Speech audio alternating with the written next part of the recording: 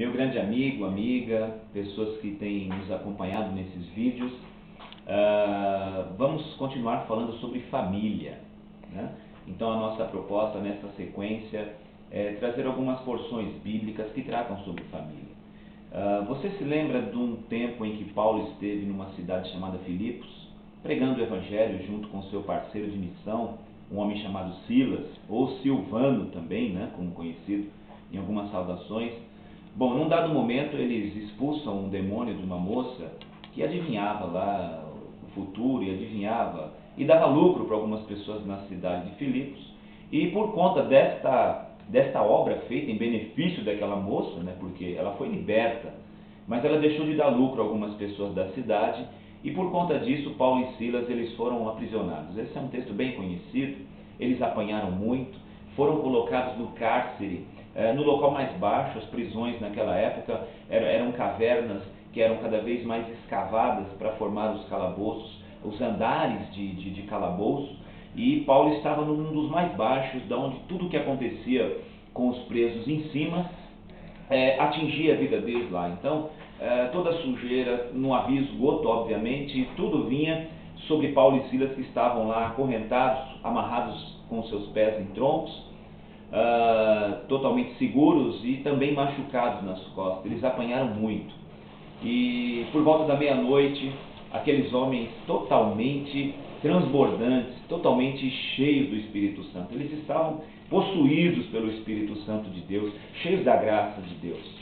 Ao invés de lamentarem, ou de chorarem, ou de se entristecerem, se angustiarem, eles começam a cantar ali na cadeia. Não é maravilhoso isso?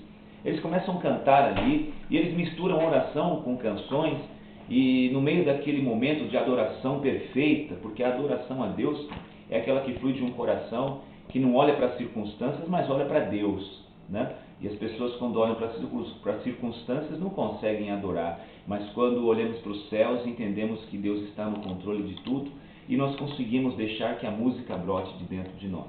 E Paulo estava ali com Silas, adorando a Deus em plena meia-noite. Imagine isso.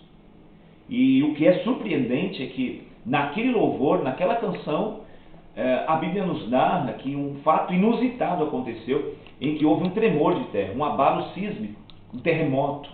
E a cadeia começou a balançar, e além de balançar os alicerces ali do local, as cadeias, as correntes em que os prendiam, elas se soltaram.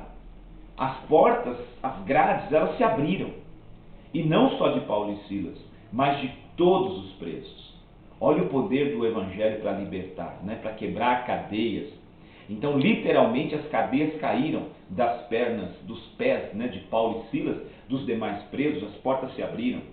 O carcereiro, quando chega ali para ver o que estava acontecendo naquela cadeia, e ele vê a cena, quando ele se depara com todo mundo solto, com todo mundo sem correntes, com as grades abertas, ele entra em pânico, ele entra em desespero, e ele encontra apenas o suicídio como uma medida desesperada. Por quê? Porque ele ia sofrer as penas de ter facilitado a fuga, se aqueles homens todos saíssem, Paulo e Silas e os demais presos. Mas Paulo diz a ele: olha, não se mata, não faça nada, ninguém vai fugir. Nós estamos todos aqui, ninguém vai fugir, ninguém vai escapar.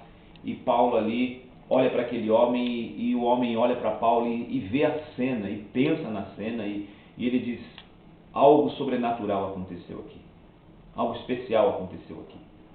E ele pergunta para Paulo e para Silas: o que eu tenho que fazer para ser salvo? O que eu tenho que fazer para ser salvo?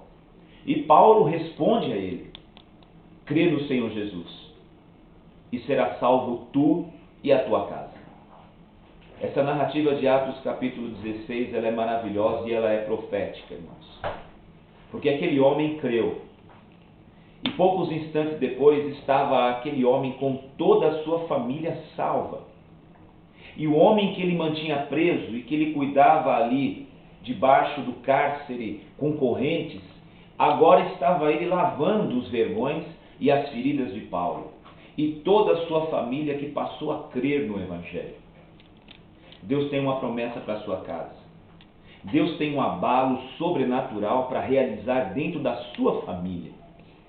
A palavra crer nos originais não está no sentido de somente acreditar, mas ela tem algumas variações no grego que nos faz entender que essa promessa é verdadeira se realmente crermos. Quando Paulo diz crer no Senhor Jesus, esse crer está ligado a um termo hebraico chamado amã, que é confiar, obedecer, perseverar e ser fiel. Ou seja, creia, seja obediente, confie, persevere, seja fiel, porque Deus vai salvar a ti e a tua casa. Deus quer realizar um grande terremoto nas cadeias do inimigo, no reino das trevas, no reino de Satanás, terremoto este que vai soltar as cadeias e as prisões dos teus filhos, do teu marido, dos teus pais, enfim, de toda a tua casa. Então creia, adore ao Senhor, busque ao Senhor, busque a palavra de Deus, viva o cristianismo de verdade, porque é impossível que a tua família não seja contagiada se você estiver cheio do Espírito Santo. Uma vida cheia do Espírito Santo fez com que o cárcere fosse abalada e contagiou a vida de outros presos, a vida do carcereiro, e toda a família do carcereiro foi salva através de uma palavra profética dita por Paulo, e eu quero lançar sobre a sua casa esta palavra profética. Crê no Senhor Jesus, será salvo tu, a tua casa, a tua família, e que a bênção de Deus venha superabundar sobre toda a tua casa, no nome precioso e santo de Jesus.